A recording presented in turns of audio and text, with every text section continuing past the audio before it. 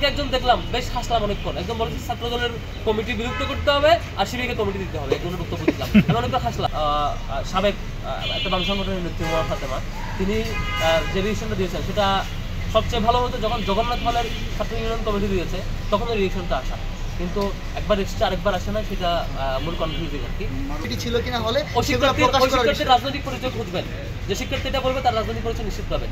Without রাজনৈতিক identity ছাড়া যদি কোনো শিক্ষার্থী এরকম বলে আমার সাথে বসাই দিবেন, তার কাছে আমি রিকমেন্ডেশন দেবো। কিভাবে করলে এটাই পাবলিক সংগঠন বলে। গত এই 5-7 মাস সময়ে ছাত্র শিবির যে ম্যাসিভ পর্যায়ে প্রোগ্রাম করছে, পাবলিক ইভেন্ট, তার ধারে কাছে কোনো সংগঠন করে নাই।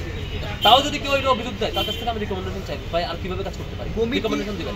ছিল কিনা বা প্রকাশ করা আমার সংগঠনের কমিটি তো আমি দেই ভাই, আপনি তো দেন না। এখন যদি আমি কমিটি দেই নাই আর আমার উপর বলে যে কমিটি দাও, তাহলে কি আমার সংগঠনের পুলিশ আপনি ঠিক করবেন? তাহলে এটা তো ডাবল স্ট্যান্ডার্ড গিরি।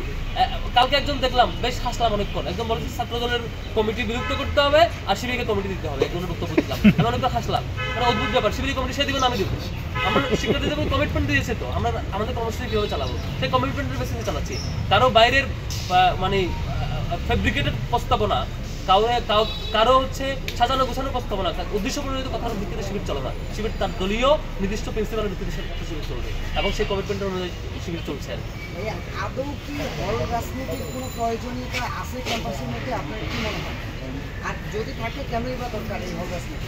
এবং এই প্রশ্ন আমার উত্তরের ভিত্তিতে আসলে ঠিক হবে না, সবার সাথে বসে সকল শিক্ষকের বিষয়টি করতে হবে।